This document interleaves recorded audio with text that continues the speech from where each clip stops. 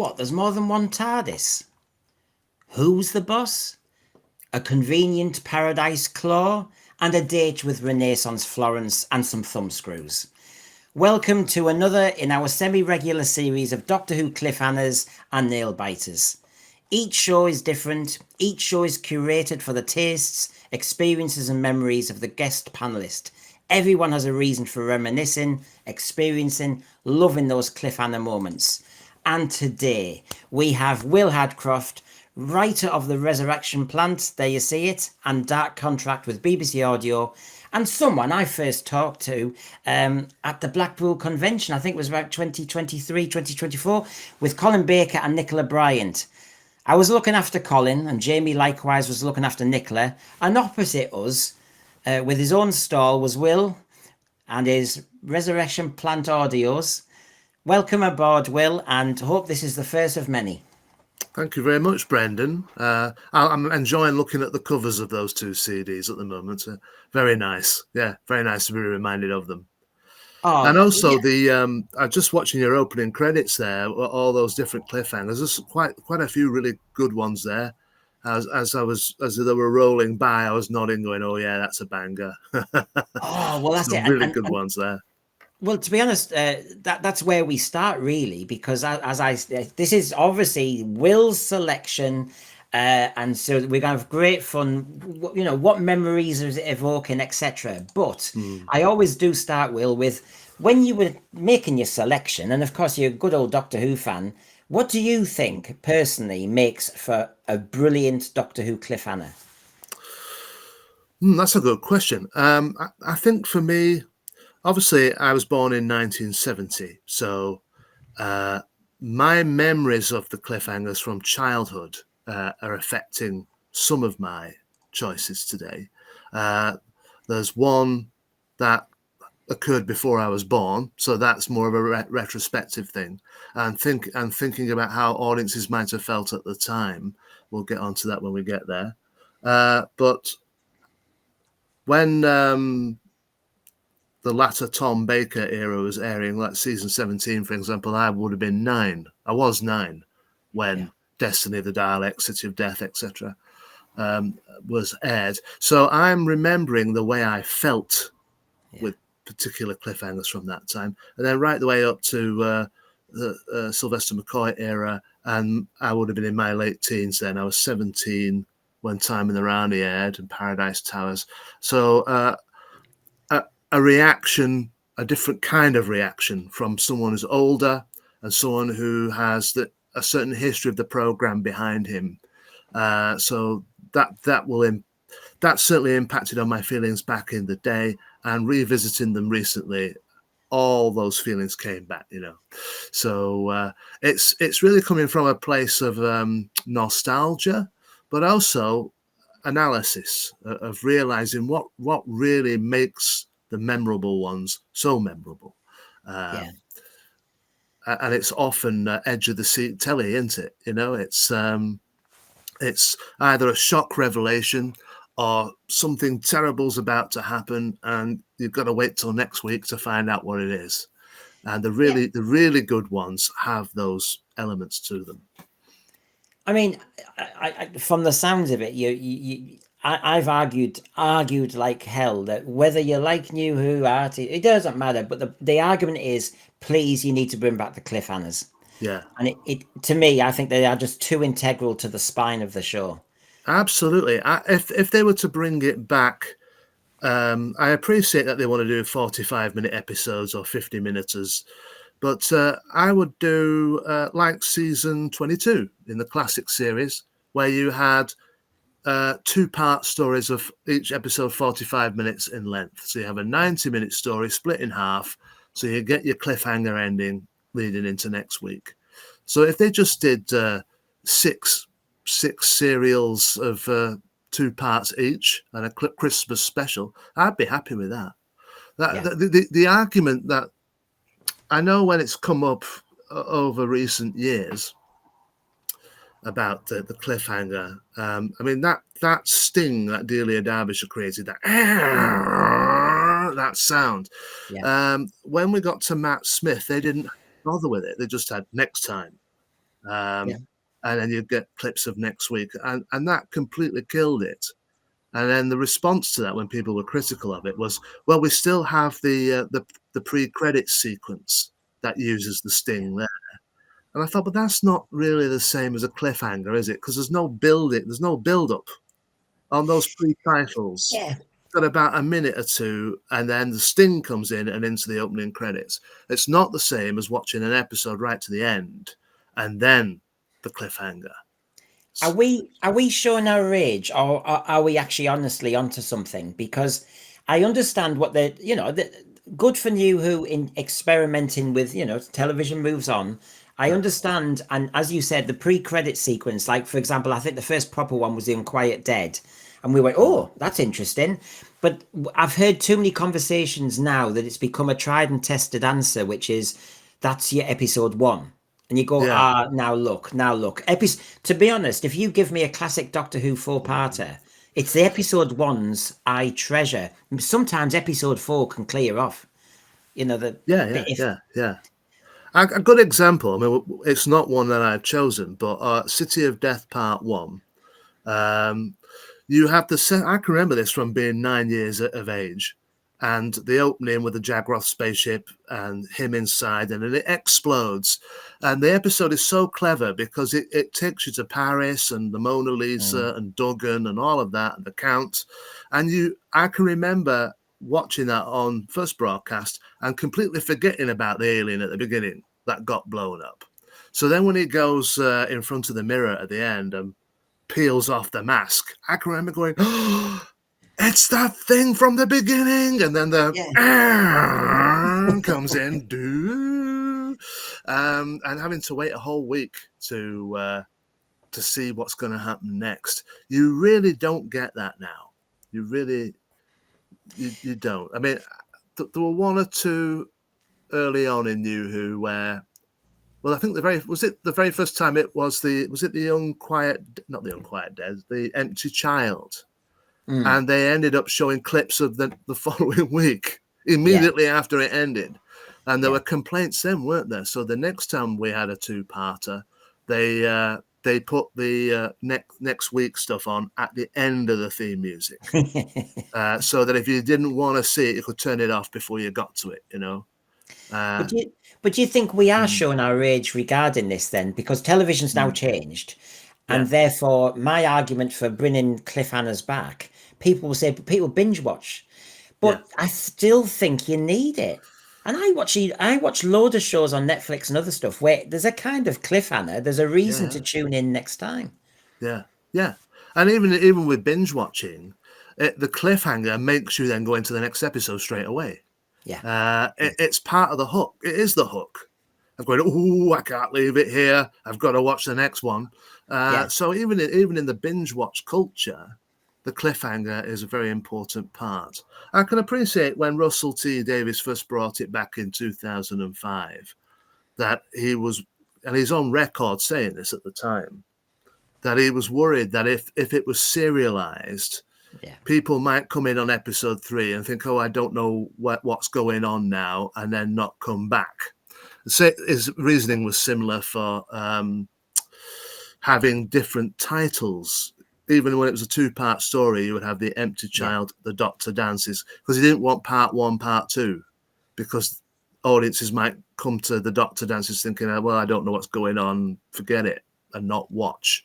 So he seemed to be very sensitive about modern viewing habits and how the old format might get in the way of it. I can appreciate his reasoning, but I think programs like Line of Duty and some of these other big shows that have been on television show that you can still put up an episode 1 a week with a cliffhanger ending, and the momentum builds over the weeks because of the suspenseful ending of each episode. So I think outside of science fiction, there's proof that episodic serialized television is still watched in the millions. Line of Duty, when it was last on, I think over 10 million people watched the last episode of it. So it's still event television when it happens. And the cliffhanger is part of that formula. Yeah, I mean, we got into Game of Thrones a lot later. I think it was during lockdown, right? But I mean, I remember the first episode where the lad falls from the tower. So you think, what the hell? Tune in next time.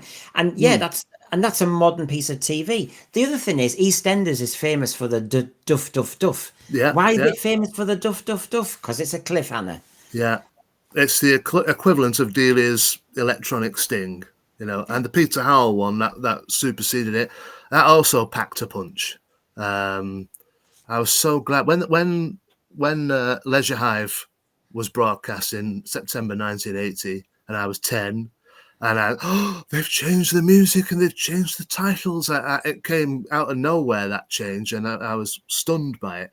But I remember getting towards the end of part 1 of the Leisure Hive and thinking, will they still have that electronic scream, as I used to call it? And then when the Peter Howell one, that came in, yep, we're on. It's still there. I mean, Sorry, go on. no, it's all right, because we had a big debate amongst some of my friends where basically we said actually 60s Who compared to 70s Who, because the sting became distinct in the 70s. In 60s, you got the roll of the credits and you just stayed on a shot, didn't you? And it just came in, didn't it? No sting, just do straight into it. Yeah. So yeah, so basically I think we give away which era we're from as well, because it has actually changed over time. And as you say, NUwho does it a different way, next time or whatever, or to be continued. It's all very modern. So should we do your first choice, shall we? Okay. So everybody, we're going to go way back before Will's time, before my time, and but I used to when I was on the Who's Views, I used to sometimes call myself the Meddler, the time muddler. That's what I call myself. I thought I'd do a word. I remember the time muddler. Yeah. In the days when I was teaching and I didn't want to, I didn't know if my opinion would get me in, all that nonsense. Get you in trouble at school. Yeah. So basically, I was the time muddler who looked the same as Mr. Noble. So how does that work? So anyway, I can remember it. The time muddler. Yeah. Yeah. So here we go. The time meddler. Part 3, I think it was. I'm going to be rather busy up at the monastery. Prepare beacon fires on the cliffs. I'm expecting some building materials for reconstructing the monastery. I promised I'd give the ship our exact location. Take a little while to prepare the beacons. In a day or 2, maybe 3. Now I must go back to the monastery. Eldred needs rather special care. Good day. What did the old man say of the Vikings? Spoke of a planned invasion. Beacon fires on the cliff tops. Viking? Whoever he is, he's lost an argument with somebody. You're still here, are you? Good. Now is to take care of you, your friend, and the doctor. There you are, my dear fellow. I knew you'd come back. Now, which fires? What are they for, It's going to take us hours to search this place properly. Look at this. I think it's a cable. Well, that's strange. What's it doing coming out of here?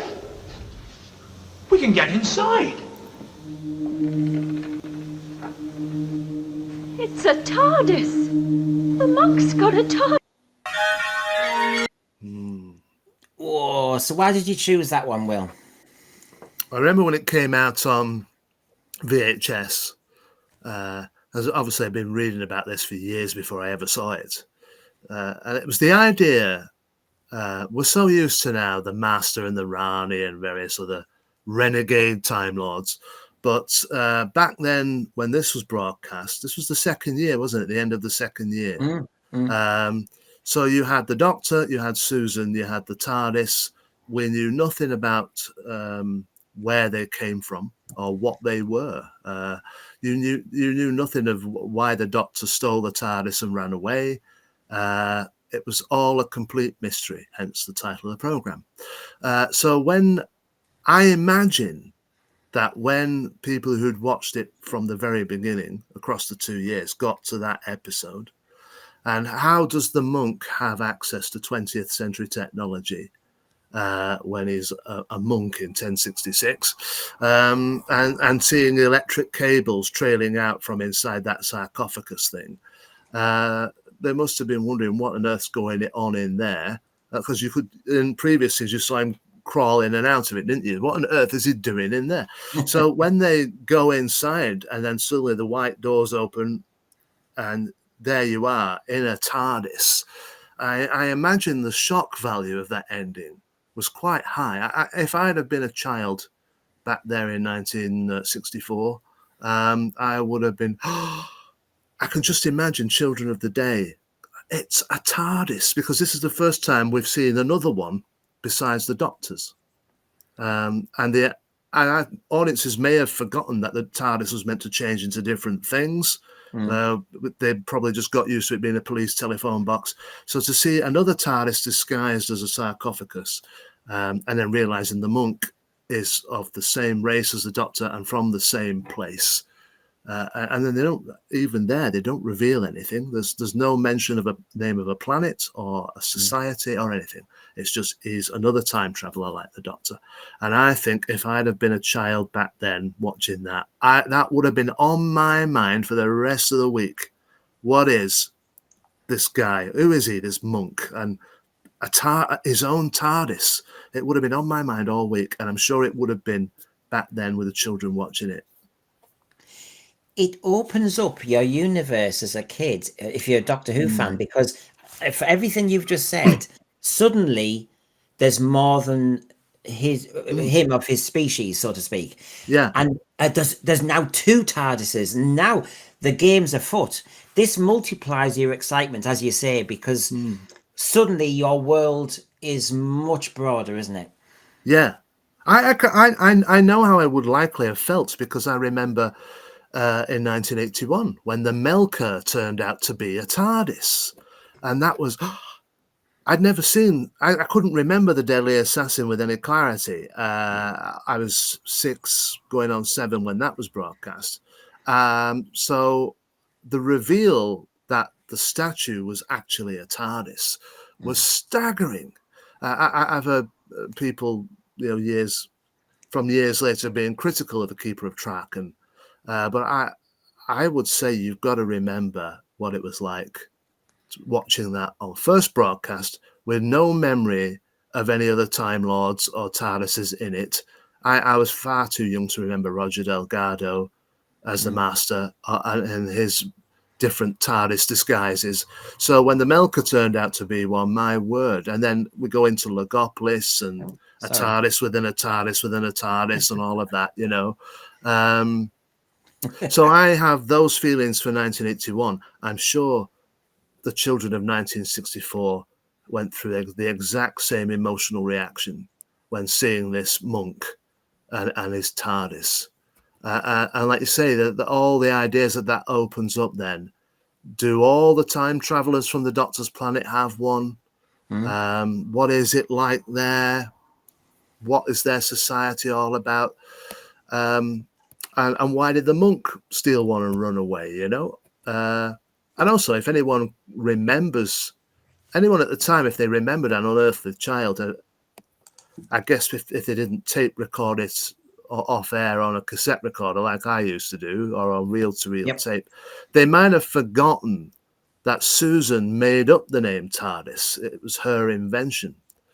So that opens the question of how did it start off being just the Doctor's ship that was TARDIS, because she created the name. How did that then end up leaked through to what we now call Gallifrey and the Time Lords, and all those ships are called TARDIS? So it opens up all those questions. And even within the narrative structure of the Time Meddler, this is the end of part 3. There's a clever pace into this, which is, all the clues you've said about these strange anachronisms in 1066, which is classic Doctor Who. I mean, Doctor Who's so good at this type of thing. An electric cable in 1066. Only Doctor Who plays around with this. But it's so brave, I think, as a writer, to wait till the end of part 3 to go, here's another TARDIS. Yeah. And to build it, it's it really withstands multiple viewings, that story, compared to I'm going to be rather busy up at the monastery. Recent output. I don't just mean of NUwho, but years later, you can watch this old black and white story and still be very engaged with it. And the cliffhanger ending of "It's another TARDIS" still sends a tingle down your spine, even though you know what's coming, because it's just so well done. The reveal. The other thing is, once I heard, obviously, because we weren't at Doctor Who at the beginning, you read about some of this stuff. So to hear that Peter Butterworth played a kind of Time Lord, the Time Meddler, and the meddling monk, and you thought, Peter Butterworth, I know him from the Carry-Ons. So then when you get the video, as you said, and you think, well, how does he do this? Now, when I watch it now, I still think, I'm still trying to work out whether I think it's a good casting or not. But actually, I think it is clever because, instead of being an archetypal villain, ha ha ha, and all that stuff. Actually, he's just mischievous, and it's not setting you up for saying he's going to be an equal to the Doctor on this scale. Yeah. And it's not really about, it's not power hungry like the Master. No. So I'm going to set up this situation, and at the end of it, I will be the ruler of this planet or the ruler of the galaxy or whatever the mad plan is for that particular story. He's just having fun. He's stolen the TARDIS, run off, and he's playing around with history without any care for the sort of knock-on effects, if you like. He's enjoying the knock-on effects and the trouble it might cause down the timeline, rather than doing it to acquire some kind of status or be a ruler of a planet or power or any of that stuff that comes with like the Master. There's none of it there with him. He's just playful. And that's where the Rani later on, the Rani and Mark of the Rani seem to be a bit more like that as well, which is, I just want to get on with my experiments. I don't want to take over the universe like you two prats. It's just, I just have my experiments. He likes to play around here. The other thing is, Will, I always imagine, say you're at primary school or just at secondary school and you're loving Doctor Who and they do 1066, but they add a bit of sci-fi to it. That is right on the money for me. Yeah, yeah. It's one of the things, I don't want to get into the kind of worms that is the Chris Chibnall era. But one of the things I did admire about that first season of Chris Chibnall was how he was clearly intending, whether or not it paid off every time, I'm not sure, but he was clearly intending to try and get back to that kind of thing. Where you like the Demons of the Punjab, that one, the India and Pakistan partition thing. That was clearly an intention to try and get back to that sort of storytelling where you go back to a real history and then drop in a sci-fi element. So you get a little history lesson, but you also have an adventure as well. And like you say, the Time Meddler is a very good example of them setting this up very early on in Doctor Who history, this kind of story where they, like you say, you think about primary school lessons about 1066 and Battle of Hastings, and then they go and show it on Doctor Who. I had a similar feeling, although I was in my early 30s when The End of the World was broadcast, the second Eccleston story. I remember thinking, I wonder if Russell T kind of harked back to his secondary school days and learning about the idea that the sun will expand in millions of years' time and engulf the earth. And one of those lessons of school days, stuck. And he thought, let's make a Doctor Who story out of that, because the kids will have been learning that at school.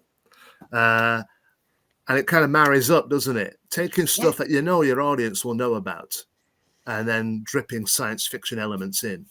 Well, Time Meddler is one of the really greats at doing that from very early on. Yeah. I'll be honest. I'll add to that when you saw Rose, Russell T Davies also then just put that lovely line in. It was a bit of physics, the speed of the planet turning. Yeah. And just those bits, at a certain age, you're going, oh yeah, I love that fact. Yeah. That's raw. Yeah. I loved it. I loved it at age 35. So certainly, teenagers, because all that stuff's being discussed at school, and Russell was on the money with that for sure. Yeah. Yeah. I love all that. Well, let's have one more look at the time meddler, and I'll show you a bit of the resolution as well. So I'll just set it up for you here, yeah? Prepare beacon fires on the cliffs. I'm expecting some building materials for reconstructing the monastery. I promised I'd give the ship our exact location. Take a little while to prepare the beacon. In a day or two, maybe 3. Now I must go back to the monastery. Eldred needs rather special care. Good day. What did the old man say of the Vikings? Spoke of a planned invasion. Beacon fires on the cliff tops. Viking? Whoever he is, he's lost an argument with somebody. You're still here, are you? Good. Now it's to take care of you, your friend, and the doctor. There you are, my dear fellow. I knew you'd come back. Now, which fires? What are they for? It's take us hours to search this place properly. Look at this. I think it's a cable. Well, that's strange. What's it doing coming out of here? We can get inside. It's a TARDIS. The monk's got a TARDIS.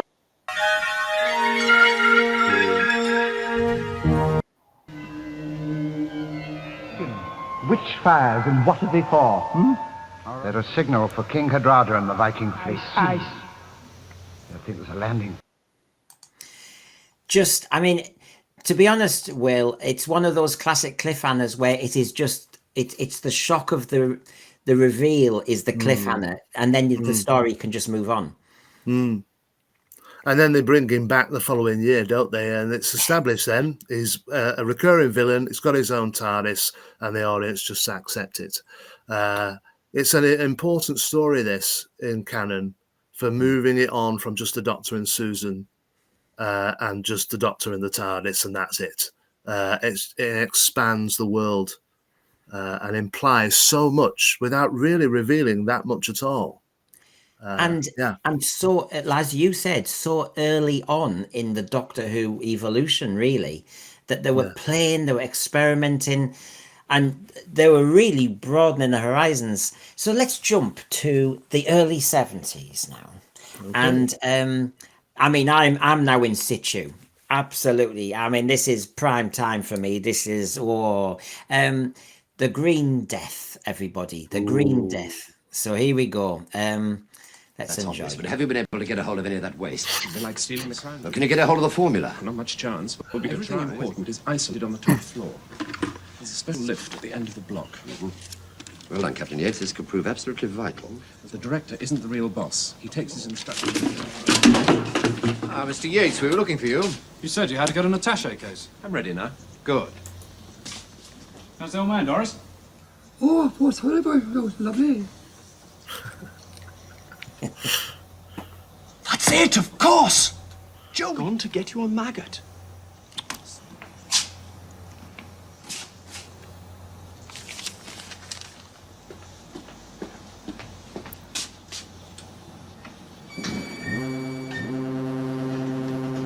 Just been onto the RAF. They'll be flying a low-level strike, but in 10 minutes' time, there'll be nothing left alive in that whole area.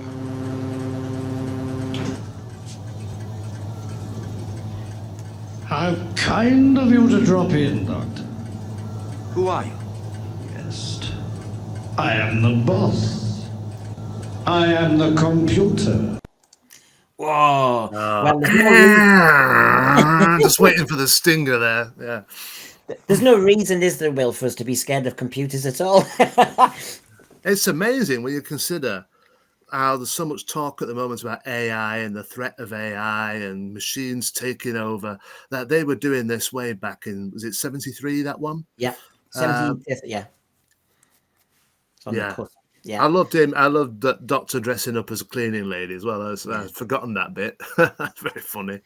But and the sonic screwdriver, I love the fact that it just opens doors and that's it. None of this, I'm just going to change a radio station with it. Or, I'm just going to put it on a different setting and all the ropes that I'm tied up in will drop off. You know, none of that nonsense. It's just something that affects sonic range, and you can disturb electrical appliances with it. And to me, that's what the sonic screwdriver should be. And I would like to see a return to that, really. I know I'm going off on a tangent now, but just seeing it there, I'm irritated by what it's become in the 21st century series. Yeah, because you need the Doctor has to work it out other than that all the time. That was just to get us to the scene where the computer surprises him, wasn't it? But all it did is open the blooming lift door. I mean, hello. Didn't do much, did it? But I love the way, I mean, I'm sorry, but I get so used to the way John Pertwee walks down corridors in Doctor Who, and he has that kind of the feet shuffle at the end when he gets to a door. He has a certain way he does it. And he's just got so much authority. And to me, he was like a granddad. Absolutely loved this era. Now, why did you pick this cliffhanger? Well, I love it because again, I was 3 when this was broadcast, so I don't remember it from broadcast. But it had a massive reputation in Doctor Who literature. So I'd read all about it, like I had the Time Meddler, and just the idea of I can remember when it came out on VHS and didn't know what the cliffhangers were going to be. So when he goes into that room. And it's I'm going to go and see the boss, and we later find out that boss is an acronym. It's not just the boss. It implies the scene when you first get there that it's going to be a kind of Wizard of Oz type reveal. That he's looking around the room, going, "Come on, where are you? Show yourself!" And you half expect a curtain to slide back and someone swing round in a chair and go, "Ha ha, Doctor." So when he says, "I am all around you, I am the computer," and then close up on John Pertwee and the sting comes in, I got a tingle down my spine just watching it first time on VHS. So even though it's home media, I'm still having that experience. And even though I could watch the next episode straight away, it was still an edge of the seat moment. It's the computer, rather than somebody sending instructions down from the top floor, which is what we were led to believe right the way up to that point, that there was somebody up there controlling it all. And then it turns out to be the machine.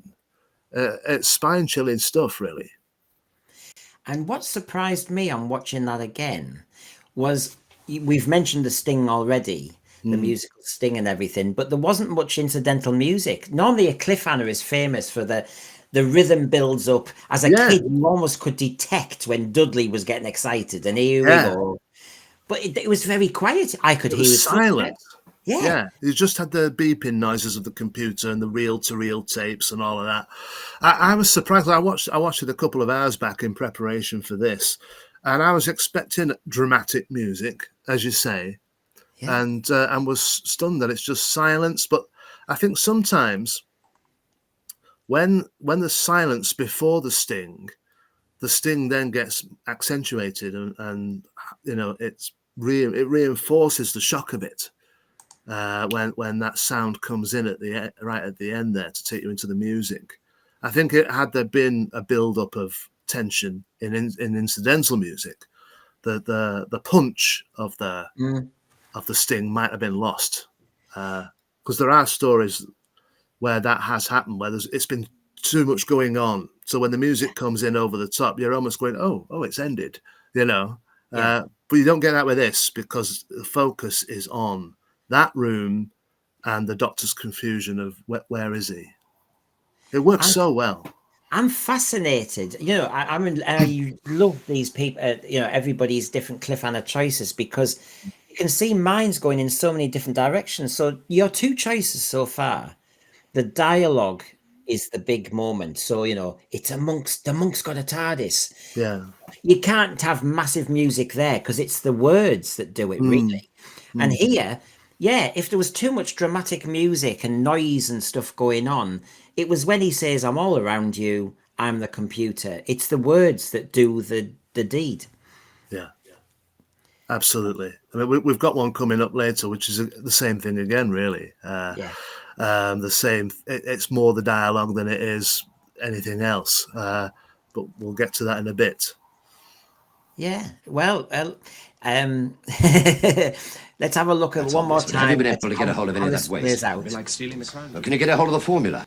I mean, you said what was interesting was, I wanted to leave this in because Mike Yates is on a few different adventures. Never mind Planet of the Spiders, when he's obviously had some sort of breakdown. But you see that he is given some interesting little narrative arcs, isn't he? And he's always kind of spying on behalf of UNIT and risking his life. Yeah, I like the fact also that he's deadly serious, because you've got the Brigadier who starts off deadly serious in Troughton's invasion and then spear from space, but then he becomes, as it relaxes, he becomes more of a comedy character with one-liners, and you have Benton, rank has its privileges and all that, these little jokes threaded through, whereas Mike Yates is deadly serious throughout, from his very first appearance to his very last. It's not humorless, but I like the fact that he's earnest and serious, because that's what a military man in a situation like this would be like. So he's there to offset the comedy elements, I feel, that Brigadier and Benton bring to it. When I watched this again, Will, I didn't realise. I just wonder whether these two actors wanted to set up a bit of slapstick with the bucket, because it's like, here's a bit of dialogue, here's the bucket, then passes the bucket back. Then obviously when the higher bosses come in, Mike throws the bucket back, and I don't know if it's an accident, but I feel as though I can hear John Pertwee dropping the bucket.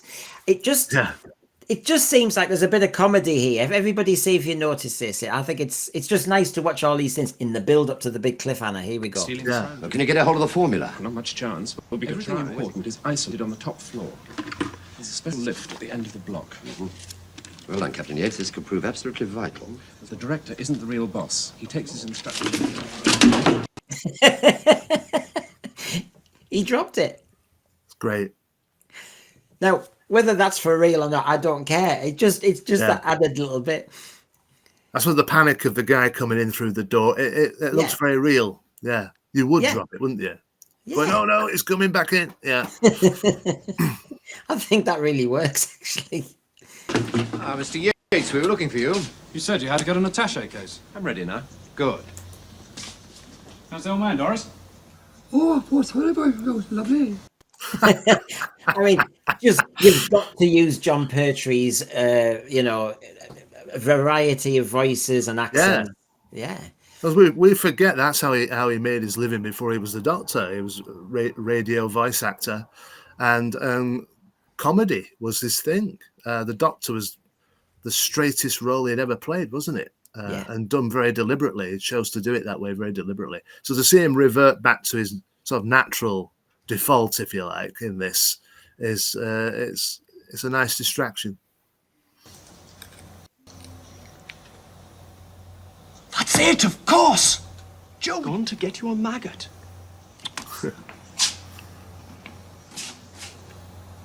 That foot shuffle. Yeah. Like you say, he's full of authority. He doesn't even have to speak. No. And you know he's the man in charge. The RAF, they'll be flying. And good old UNIT. How many times did they want to bomb the bloody thing up? Yeah. One response to anything that upsets them, really. I mean, I had to include this when I'm editing it. I thought, well, I have to include this because, of course, it might be a quiet cliffhanger, but the place is going to get bombed soon. Yeah. So while the Doctor's been very casual with his sonic screwdriver and doing his hot shoe shuffle, he's got 7 minutes. A low-level strike. In 10 minutes' time, there'll be nothing left alive in that whole area.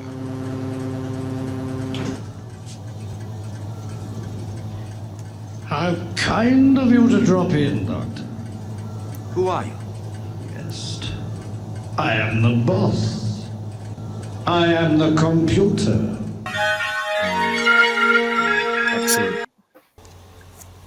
Sergeant? You come up to have a look at our nasty little maggots, have you? For Joe Grant. She's gone off to look for the Doctor, I think.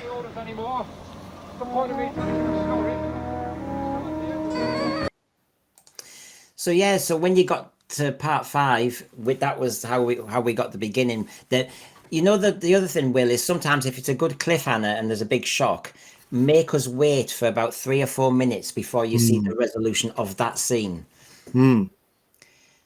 Agreed. It's like when in Leisure Hive, when Tom came out of the machine looking hundreds of years old, and John Nathanson has said that he wanted to be made young again immediately, and John said, "No, that happens every week. The fix the following week is pretty instant. We want to have you stuck like this for at least an episode, so that the audience think, my word, is he not going to get back?" So it's right to delay it rather than go, oh, we're in the next episode now. It doesn't matter. Yeah. We don't want it to be too much like Saturday Morning Pictures, do we? Where a car goes off the edge of the cliff and explodes and you go, oh, he's dead. And then in the reprise, he jumps out the door just before it goes off the edge of the cliff, which wasn't in the previous version of it. We don't want it to get like that. It has to feel real. The threat has to feel real. And then when you pick it up the following week, you have to continue with it. That there's a threat that needs to be resolved. Well, you might have said Saturday morning matinee, but I'm thinking for your next one, End of Pier, because I have to say you pick. Oh, this is. Remember, everyone picks 3 favourites and a dud. This is Will's a dud, all right. Oh, there's a dud. And of course, I'll get loads of flack. I'll take it because everybody knows I'm a bit funny with the McCoy era. It got a lot better, it did. But these are the early days when I was just thinking, can I cope with this? Yes, so here we go, everybody. Either this is your era or this is nails down the chalkboard moment. Here we go. Here we go. On. Let's investigate. Just a few minutes to take the weight off my feet. Water.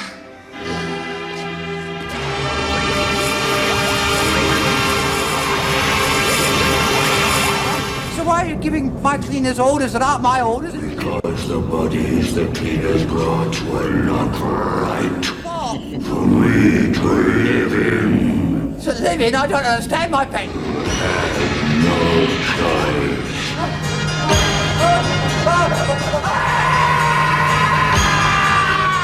We're cleaners. Back to the list. Wait, Doctor. Yeah. So I have to officially ask the question now, Will, as if I'm kind of blind and deaf and everything. So why do you think this is a dud? There's so much wrong with it, Brendan. Well, the build up to it, for a start, I feel sorry for Stephen Wyatt, the writer, and Andrew Hartnell as well, the editor, because whenever it's brought up, Andrew Hartnell will always say this is a very dark story, actually, and I think on paper it is. The idea of this enclosed society and all the fit and healthy people went off to some big war and never came back, and you've got the old people and the kids and these caretakers running this joint, and it's become a world all its own. I remember Stephen Wyatt saying that in his mind the caretakers were like overweight middle-aged men, so when they were running after the girls they wouldn't be able to keep up, and none of that really comes across in it. Pex was meant to be a sort of Arnold Schwarzenegger type,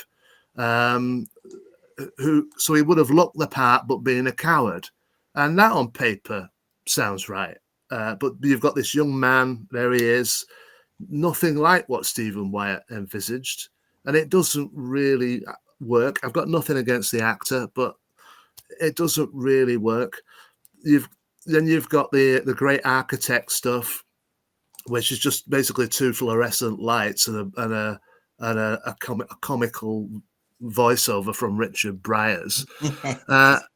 And then you've got the way he plays the chief caretaker, such a great actor who's so varied in his performances in other things and so good at subtlety and so talented, and yet he chose to do this Birmingham, pseudo Birmingham accent, and the outfits and the Hitler mustache and all of that.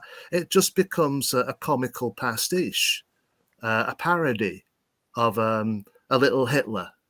We all get that's what he is, a sort of bureaucracy obsessed, little Hitler, a job's worth, as we might have called them back in the day. But to really magnify that element, and he does it in his monotone Birmingham accent, He looks like a comedic Adolf Hitler. Yeah. And then after he's been taken over by Cro-Agnon, there you go, that face, to that possessed caretaker acting, absolutely awful. You know, when we were kids, Brendan, we were looking through our fingers on the edge of our seat in fear, you know, Yeah. our hearts beating. When this was broadcast, I was looking through my fingers in embarrassment and hoping that nobody I knew had seen it, because the following morning I was going to get ribbed for this, you know. And then you get to the bit, the cleaning robot is completely wrong for me. I think if they'd have been done more like the robots of death type robots, humanoid, you know, with very polite voices, the way the robots of death were done, which makes them all the more sinister. But this box with a plastic drill and a pincer, it's just there's nothing convincing about it. It moves at a snail's pace. And then when the doctor turns and it's cleaning robots, doctor, he basically places his neck into the pincer, because obviously the guy operating that thing can't see where he's going, or there's no way it could be done. So Sylvester places his neck in the pincer, and then I don't know why nobody said, can we not do this again, please? Because he's there with his tongue hanging out like that. He's going cross-eyed. And then the theme tune is brought in over the top of it. And I think they linger on it too long, the gurning and the going cross-eyed as well. The cameras should have come off it sooner than it did. So you're zooming in, homing in on him, gurning for England, you know, supposedly choking on this thing that isn't choking him. There's no sense of threat at all. Kev McCulloch is doing his orchestral hits, you know, dare, dare, dare, dare, in that thing that characterizes his incidental music. But after a while, it feels very samey. Yeah. And then when we're talking about the cliffhanger sting of Delia Derbyshire and Peter Howell, Peter Howell's was really the last good one, I think. When Dominic Glynn took it over on Trial of a Time Lord, I like the Dominic Glynn arrangement. I like the way sounds drop out and it sounds very spacey. And the one thing that's not right with the Dominic Glynn theme is the sting on the cliffhangers. Sounds more like a flutter. It just goes like that. Yes. And completely ruins cliffhangers. The one, I know we're going off my choices now, but the one in Mysterious Planet where they're in Marble Arch, and the cave people are, you know, the tribes people are coming down, and the L1 robots coming the other way, and someone fires a crossbow, and Colin Baker goes, I really think this could be the end. And there's a close-up of his face, and instead of going as it would have done, it just goes thinking, where's the impact? The same when Perry dies and he says there's something more going on here and I'm going to find out what it is, and it just goes into the theme. So then we move on a year later and we've got Kev McCulloch. His version of the theme has actually grown on me over the years. I really didn't like it at all back in the day when I was 17. I really did not like it. I didn't like the I didn't like that rhythm. It had it sounded extremely thin. I felt the main melody sounded like it was being played on a paper and comb. But I also know that they didn't invest in his equipment at all. He was playing that on what he had, as we've seen him interviewed, and he's pretty much said that he had to create that with what he had. There was no investment at all. But when it comes to the sting, it's just a sort of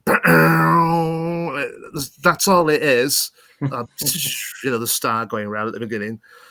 So when you get to a really tense moment, and you're waiting for some really heavy stinger to come in, and it just goes and into the, you think, oh, that was a bit lame, and that's across all the cliffhangers. They don't work because of Kef's sting, sadly, a lot of them. But even there were some really good ones, like Curse of Fenric. I remember where Judson drops down, and then that's it. We think the Doctor is going to be taken over by Fenric, don't we? Judson drops out of the chair, and then he stands up and says, "So we play the contest again, Time Lord." And because there's not a lot of incidental music, that really actually does work on that. So it just very much depends on the scene whether Kef's sting will deliver. On this one, it really doesn't, but that's not his fault here. It's the whole way the scene was set up, the way it's played, the way it's shot, the direction on it, choices that were made. Not the fault of the scriptwriter, but we know that Richard Briers insisted on playing the caretaker that way, and the production was even stopped, and he was asked, "Why are you doing it like that?" And he couldn't be persuaded to change it. So there's so much wrong with this. I can remember, because obviously I wouldn't know any of these background things at the time when it was first broadcast. So I actually liked The Trial of a Time Lord with Colin Baker. I was 16. I loved all the mythology, all the things that would have put a casual viewer off, and because they wouldn't be able to keep up with it all. For someone who was a real fan of it all, I loved all the Time Lord stuff, loved the idea of the secrets of the Matrix and the Earth being moved to another part of space so that the sleepers would never get to it all, and the revelation that the Valiard is a future Doctor, all of that. I loved it. And then I read Doctor Who magazine, read that Bonnie Langford's contract has been renewed, but there's some question mark over Colin's continuation, and then the gut wrench of reading an issue or two later, he isn't coming back. And then I loved Colin Baker because I had social interaction issues, social phobia. I could be myself full of bluster because I'd be trying to navigate around people and would often overreact or appear to be blunt when it was just me not knowing how to be around people. So I love that Colin Baker portrayal because he seemed to be like me, and he was my hero. So when he went, I was absolutely gutted. And then when they had the revelation on Blue Peter that Sylvester McCoy was going to be the new Doctor, I can remember thinking, I can see this guy being good. I remembered him on Jigsaw and on Eureka and those kind of programs. And he had a kind of mad professor manner about him. That's just in his nature. So I could see if they capitalized on that, he'd be really good. And then when we get to Time and the Rani, and you're thinking, he has got it, but they're making all the wrong choices. And we know the reasons for it now. It was thrown together in a rush. John Nathan Turner didn't think he was coming back, and then suddenly he's got 3 months to make a new series with no Doctor, no script editor. It's all up in the air. It's amazing that it's as good as it is, really, and testament to Pip and Jane, I think. I think Andrew Cartmel should have just let them get on with that instead of trying to alter things while they're still there. I think Time of the Rani could have been better if they'd have just been left to their own devices and then him take over with Paradise Towers. So as a viewer, I'm 17. I'm missing my favourite Doctor like mad. We're going to Time and the Rani. It's being shown on Mondays opposite Coronation Street, which feels like a deliberate move to kill it. Because Coronation Street was massive back then. They just introduced their third weekly episode, the storyline of Alan Bradley chasing Rita across the tramway and getting hit by the tram. All that was massive, massive, massive. And you've got this new Doctor Who going up against that stuff. And it felt like it had been moved there deliberately. It's called a graveyard slot for a reason. Normally they just show repeats of Hello, Hello or something, don't they? Because they know most people are not watching BBC One, they're watching Coronation Street. So to put Doctor Who up in that slot, I had this feeling they are deliberately trying to kill it off. So to compound that with the stories aren't that great, the choices being made behind the scenes are the wrong choices. You've got all these really talented people together in a room, but it's all going the wrong way. It's all going off in all tangents. And as a 17-year-old, with a feeling that they're trying to kill it off, the BBC bosses, I had this feeling of it's got to be good. It's got to be good. Whatever happens now, it has got to be good, or the public will walk away from it. You know, we obsessed fans like me and you will hang on to the bitter end, but the public will walk away and then it's dead. I had the same feeling, you know, when they brought it back in 2005. Yeah. We were lived in an apartment in Birmingham over the canal, and I could visually see loads and loads of apartment lounges. And so when it was the time for Rose to be broadcast, I was obsessed. I was going, how many people are watching Doctor Who? This is make or break. And it was like, you're thinking, settle, because they're up against Ant and Dec. This was big stuff. Yeah. Can we Prime do it? Prime time. Anyway, do you know what, Will? You have Doctor Who fans love escapism, and this is what we've done. You've tried to distract me from your choice of Paradise Towers being a dud because it's obviously affected your love of the series. But I mean, but it was because I was wanting it to succeed. That's the thing, Brendan. Yes. And I was thinking, if people are watching this, I'm amazed that anybody came back for part 4 after that ending. I can remember thinking, I hope nobody I know watched it. Oh dear, because they're going to take the mickey out of me. You know, how can I defend it? You know, there is no defense. You mentioned the Chris Chibnall era, and actually watching this again, I thought Pex, he sucks his thumb. And I remember I had a major issue with, is it Praxeus or Orphan 50? Oh, you know that one, where basically one of the companions of Jodie sucks his thumb as a part of a communication. And I just thought, look, you can narratively explain it, but please don't do it. It undermines, I think, what we're trying to do with the character. Yeah. I think, you know, hero sucking thumb, too much of a difference. But we'll get to the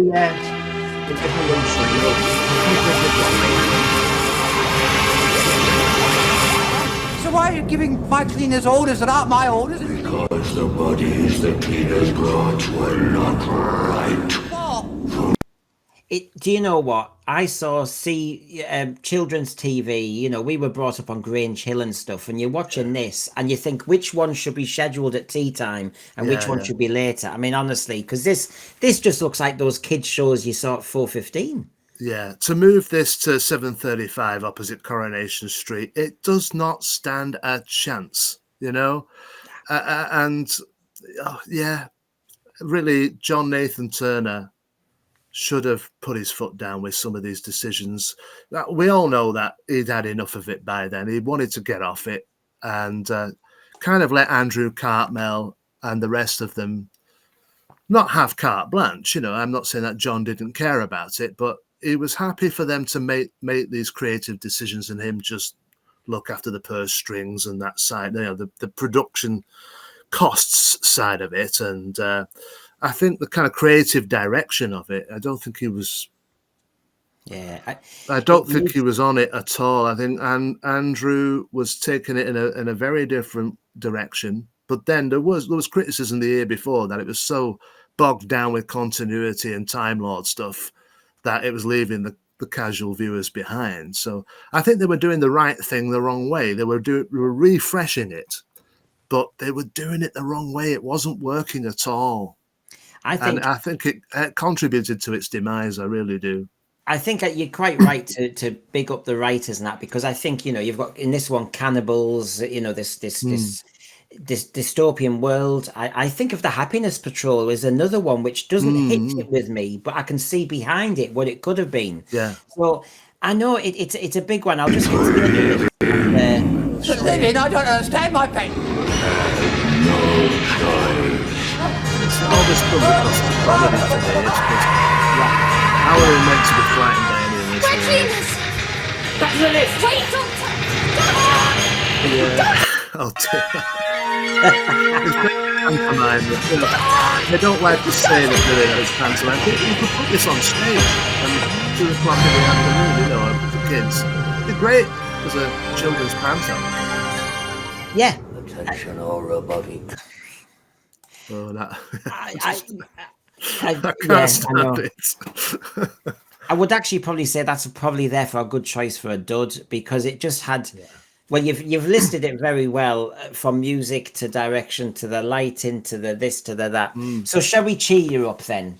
Do you fancy? Well, just before we go on, Brendan, I would just like to say I am tempted sometimes to get the BBC audio book of the Paradise Towers, not an audio of the dramatized version, but the novelization of it. Yeah. Read by, I can't remember who's reading it, but I know from the BBC audios of the Target novelizations that I've got, they revisit them as a fresh production. So they don't use the music scores. They don't even use the theme tune from the televised version.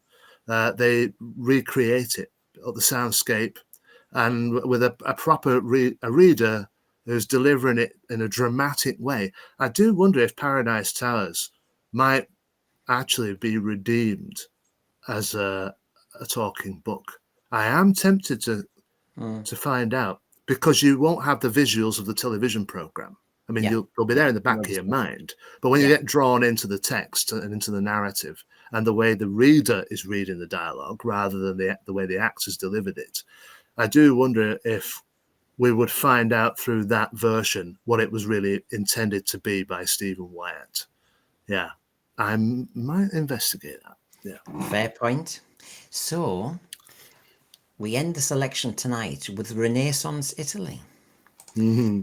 K9, you all right?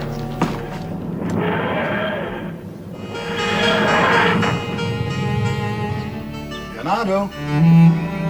Ah, that Renaissance sunshine. The paintings went down very well. You remember the Mona Lisa? Who are you? What are you doing here? Actually, is he about? Nobody's allowed to see Leonardo. Really? He's engaged on important work for Captain Tancredi. Captain Tancredi? You know him? No. He'll want to question you. Well, I'll want to question him, so we can both... He'll be here instantly. What are you doing here? I think that is exactly the question I ought to be asking you. Yeah. I have to. You'll get the Doctor. I mean, oh, come on. I will sound as though I'm a dimwit. Why did you pick that as a favourite cliffhanger? Well, Brendan, this is the exact opposite to what we saw with Paradise Towers. This is everybody knowing what they're doing, really. You know, I love that music when the TARDIS arrives there, concealed in that little archway. Dudley Simpson's bang on with that score there. And then that little bit of monologue with Tom calling out to Leonardo. And then you've got this little comedy exchange here with the guard. I love all that stuff about he's on urgent business for Captain Tancredi. Yeah. And when he goes, Captain Tancredi? You know him? No. That makes me laugh every time, that. Yeah. But then when you see that, the figure in the silhouette there, you know, the silhouette against the doorway in the shadows, and Dudley's music comes back, and the real talent of Tom Baker to have these comical exchanges and then immediately become extremely serious. So you've got Dudley's music, that sets the tone, and then the silhouette of Julian Glover there. And for me, it's back to nostalgia again here, because I was 9 when this was shown. So I had seen the Jagroth in the spaceship in part 1 get blown up. Then the reveal at the end of part 1, the mask coming off, and he is the alien from the beginning. So then to go back in time to Leonardo's time to find out about the extra Mona Lisas that have been painted. And then this guy silhouetted against the shadows. I had not twigged it at all, what was going on. And then when it just says, "You, what are you doing here?" There's so much power in the way he delivers that line. It's so serious. And you can tell Doctor isn't laughing now. Yeah. The grinning and the jelly babies and all that sort of stuff that he uses to disarm the villain normally. It's all evaporated instantly at the sight of him. What are you doing here? And then when he walks into the light, oh, I can remember. What's he doing there? Because obviously I didn't know the character had been splintered into all these different incarnations across time. So I thought this was the Count from 1979 has somehow gone back in time and is dressed up like this. So then when he says, "I think that is the question I ought to be asking you, Doctor." And it's just the subtlety of it, even the delay before he says, "Doctor." And then in comes the scream at the end, Delia's sting. And that's another I can't wait till next week. How is he there? Because we know the Doctor travels through time. How's this other guy doing it? And how does he know who the Doctor is? If he's not the Count from 1979, how does he know who the Doctor is? So many questions left in abeyance with that ending. I mean, this is what I wanted from Doctor Who. You jump about with the TARDIS a bit. I like it when the TARDIS he can't quite control, but now and again we need a neat moment like this. To suddenly. Basically, we started tonight with a time meddler, and now we've come to this one where basically it looks like somebody else is meddling with time, because how have you got there? And it's, I mean, again, it's using all the great resources of the BBC of the time, all the costume, all the setting of Renaissance Italy. Really, that's a rich set. And it's only a little moment, really, isn't it? But it really lands it. Lovely jokes. It packs a punch. It really does. Yeah, jokes about the helicopter and the Mona Lisa and all that. And I know it's Douglas. You've got that lovely kind of university humour thing going on. And I just think season 17, there's something about season 17 to me. I did a season 17 deep dive recently, and I did a little bit on actually just the cliffhangers and the music. Because from Lady Adrasta, the moment in Nightmare in Eden when the Doctor is caught between the two ships and Dudley's music really ramps up. Yeah. And then you've got this, like you said, the dialogue, there's a gap between the dialogue at the end. And if these two actors are on their money, as they are, and they're allowing these dramatic pauses, Dudley kind of echoes what they're saying with the rhythm. It's a very beautiful, I love it. I recorded this on audio, Will, when I was a kid, and I played this cliffhanger a lot because I loved the rhythm of it. Yeah, everything about it is a delight, really. This story, it's by far for me the best of season 17. I think in some of the other stories, the comedy does get a bit too over the top. I think sometimes dramatic scenes are robbed by the humour.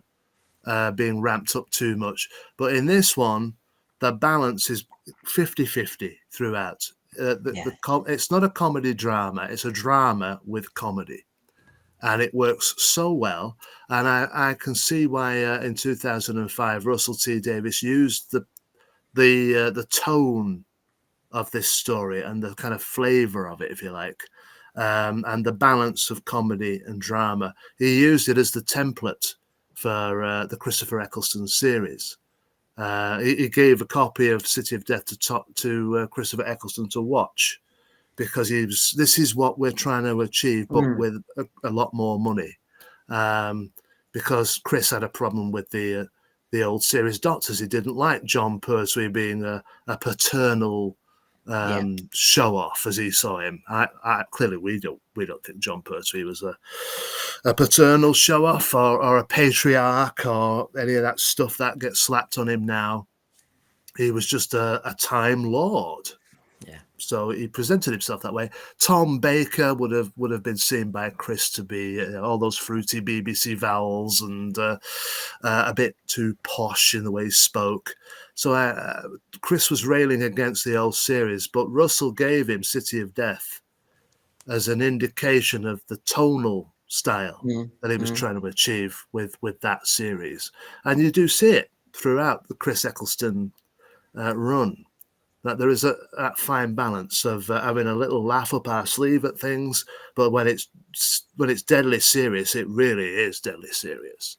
Yeah. So City of Death has a legacy that goes beyond season 17 because it is so good.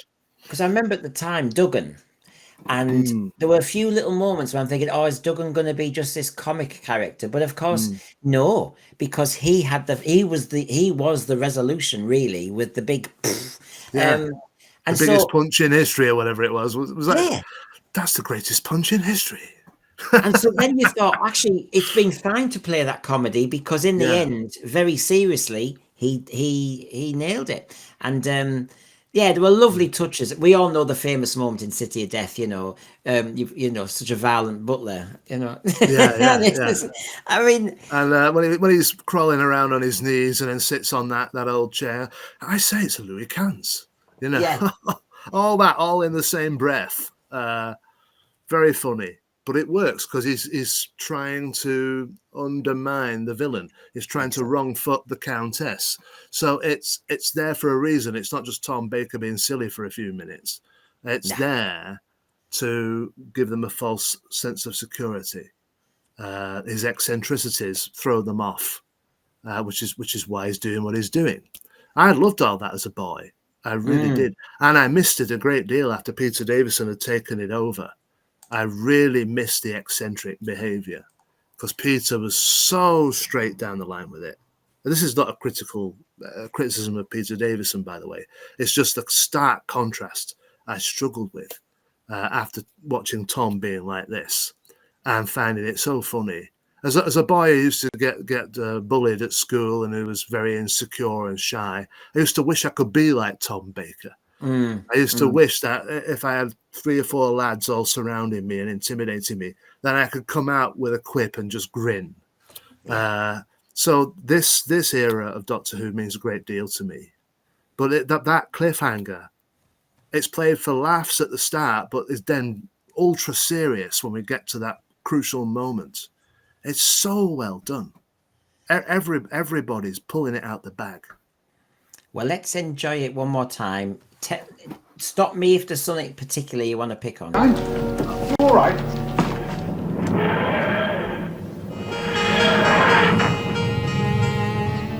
Leonardo. Ah, that Renaissance sunshine. The paintings went down very well. You remember the Mona Lisa? Who are you? What are you doing here? Actually, is he about... Nobody's allowed to see Leonardo. Really? He's engaged on important work for Captain Tancredi. Captain Tancredi? You know him? No. He'll want to question you. Well, I'll want to question him, so we can both... He'll be here instantly. What are you doing here? I think that is exactly the question I ought to be asking you. Doctor. It is brilliant. It looks as though every alarm in the place has been immobilized. Kant's got some clever technology here as well. Dr. B in Paris, 1979. Florence, 1505.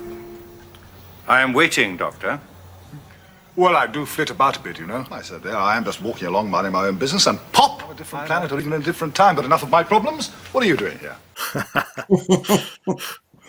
I mean, I'm in a different time. Yeah. So you've got a continuation of the flippancy, but the flippancy is deadly serious. Yeah.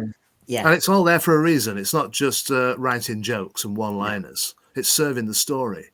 That's why I don't have a problem with it. Some people do have a problem with it. I heard a very high-profile Doctor Who writer who really doesn't like it at all.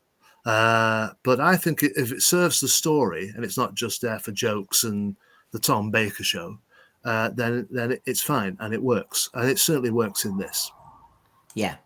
Well, I mean, that was it's always a pleasure to watch that one. I have to say, always, always, always. You know, when you have those days when you think, I just want to put on a damn good Doctor Who story, and sometimes you've got time for the story. Sometimes you've only got time for a one-parter, and so you've got different decisions to make. And of course, City of Death Part 2, just to get to that fantastic cliffhanger, is one of those. It's like a comfort blanket. It's absolutely stunning. So that's I mean, that was our cliffhangers and nail biters show tonight, Will, and there's been lovely choices there and some fantastic memories, and thank you for that. So that was Will Hadcroft. You all know him in the Doctor Who world. I'll just remind you all again. Let's have a look. No, not that. I'll get the Not right them. one up. I'll edit well. I'll edit well. So yes. I mean, I've got memories, just obviously the resurrection plant from our time having a nice little chat in Blackpool, because it was right at the end of the day. And yeah, and I said, you know, how's it been for you and all the rest of it? And gosh, God, that seems like a long time ago, actually, doesn't it? Yeah, I suppose it is. If no one's ever tried the BBC audio originals, I would like to give them a plug. They're not big finish, you know, it's not full cast dramas. It's a single voice reading the stories. 1 hour stories in prose, but they are enhanced with sound effects and music, and the sound design is astonishing on both of them. The resurrection plant's like an industrial setting, and you can hear a foundry in the distance and the clanging of metal, and the monster that is created accidentally by the people being resurrected over and over again. That all works so well. And the way Fraser Hines reads, we all know he does a great impression of Patrick Troughton, so that's there. And then you've got him as Jamie as well, his own character. And with Dark Contract, the Peter Davison one, I really didn't know what Matthew Waterhouse was going to do with it. I'm so pleased that he read that, because I think Peter Davison is the Fifth Doctor is a difficult one to impersonate, because he doesn't have all those little mannerisms that you can grab hold of, you know. But he has the essence of Davison's delivery absolutely bang on there, and the others as well. And it's a Dickensian story, so if you like your Charles Dickens flavored stories, it's full of all of that. And Matthew was very complimentary on social media of it. He said to do a story set in a Dickens era or a Dickens styled story, and not descend into musicals and got to pick a pocket or two and all of that, you know, and to treat it like it's in a Dickens novel, and pick up on all the things that Charles Dickens picked up on in his novels, and the flavor of it, but also have this science fiction element to it. He was very appreciative of it and recommended it highly. So I'm deeply touched that the man who played Adric broke my heart when he was blown to bits in 1982, and I sobbed for a week. My mother was deeply distressed by how much that episode of Earthshock had impacted on me.